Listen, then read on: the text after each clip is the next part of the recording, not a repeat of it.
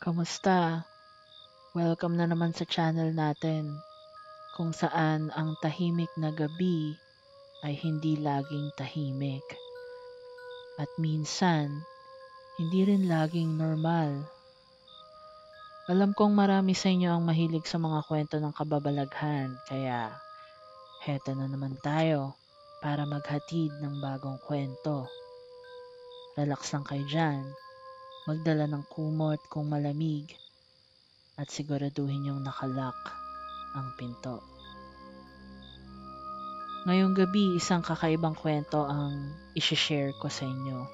Tungkol ito sa isang babae na pangalanan na lang nating Mia.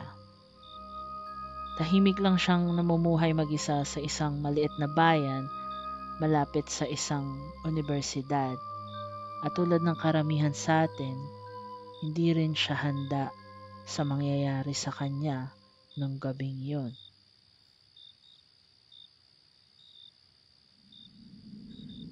Gabi ng Miyerkules, normal lang naman ang lahat. Si Mia, gaya ng nakagawian, maagang natulog. Pero bandang 2:00 ng madaling araw, nagising siya sa hindi maipaliwanag na tunog. Alam niyo yung feeling na tulog ka, pero parang may tumatawag sa pansin mo. Ganun daw yung nangyari sa kanya. May naririnig siyang umiiyak mula sa labas. Pero hindi ito ordinaryong iyak.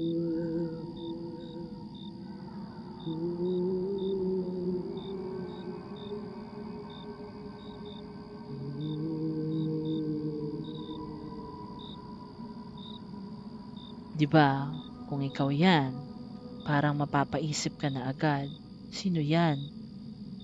Kung ako yon, baka nagtalokbong na lang ako ng kumot at nagkunwaring wala akong naririnig. Pero si Mia, kahit kinakabahan, namayani pa rin yung curiosity niya. Tumayo siya at sumilip sa bintana. Tahimik ang buong paligid. Walang tao, walang gumagalaw, walang lalakad. Pero naririnig pa rin niya ang tunog na yun. Hindi niya alam kung saan galing. Maya-maya, parang unti-unti nang lumalayo yung iyak hanggang sa tuluyan nang nawala. Siguro sa puntong yon, si Mia nagpray na lang na sana panaginip lang ang lahat.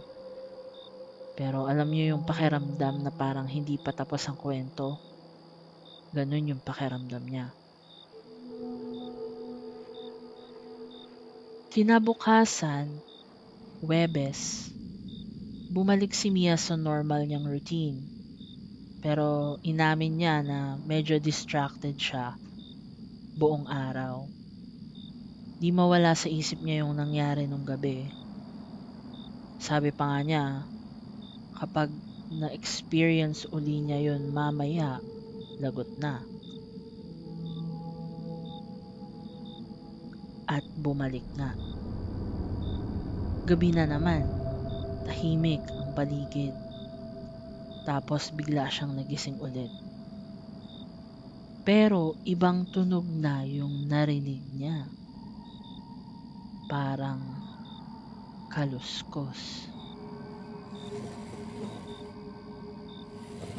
Sabi ni Mia, parang pala na humahagod sa semento. Pero wala namang construction sa labas. At gabi na. Kaya bakit may ganong tunog? Sumilip uli siya sa bintana. Makapal yung fog kasi malamig na nung time na yun. Sa kabila ng makapal na ulap, may nakita siyang anino ng isang babae. Hindi niya agad napansin ang kakaibang itsura nito. Ang akala niya, may suot lang itong kakaibang sombrero. Pero nung mas tinitigan niya, na-realize niyang hindi pala yun sombrero. Isa pala yung buhok. Buhok nung babae. Mahaba, sobrang dumi, at buhol-buhol na parang isang higanting hairball na kumikintab sa ilaw ng poste. Kung sa pelikula nyo to siguro nakita, baka natawa kayo. Pero si Mia sabi niya, weird. Kakaiba talaga yung itsura ng babae. Pero hindi lang ang buhok ng babae yung nagpatayo ng balahibo ni Mia. Ang ginagawa nito ang talagang nakakakilabot. Ang babae, para siyang sumasayaw. Oo, sumasayaw siya. Pero hindi ordinaryong sayaw. Dalawang mabibigat na yabag ang ginagawa nito. Tapos, biglang para siyang dumudula sa semento. Parang naka-ice skate. Pero wala namang yelo. Wala namang yelo sa Pilipinas. Paano siya dumudulas ng ganun? Paulit-ulit daw yung galaw niya. Yabag, yabag, tapos padulas. Tapos babalik sa kabilang direksyon. At kung iniisip nyo na parang ang gandang tingnan, hindi. Nakakakilabot. Sabi ni Mia, parang nakaka-hypnotize yung galaw ng babae.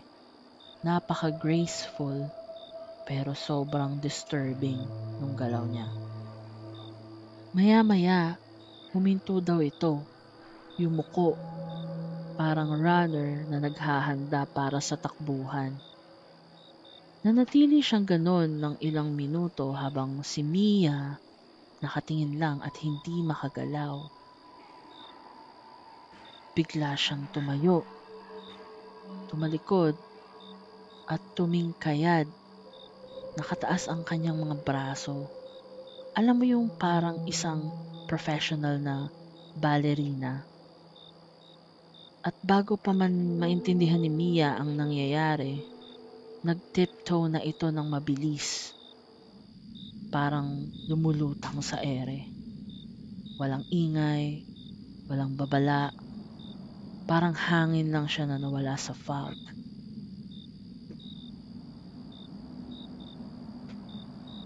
Simula nun, hindi na nakita o narinig uli ni Mia yung kakaibang babae na yon. Pero sabi niya, tuwing tahimik ang gabi, lalo na at malamig, parang may nararamdaman pa rin siyang kakaiba. Parang hindi pa tapos ang kwento ng babae. Kaya, sa susunod na marinig nyo ang kakaibang tunog sa labas ng bahay nyo, isipin nyo muna kung handa kayong makita kung sino o ano ang gumagawa nito. At yan na nga ang ating kwento ngayong gabi. Kung nagustuhan nyo ang kwento, huwag kalimutang mag-subscribe at mag-share.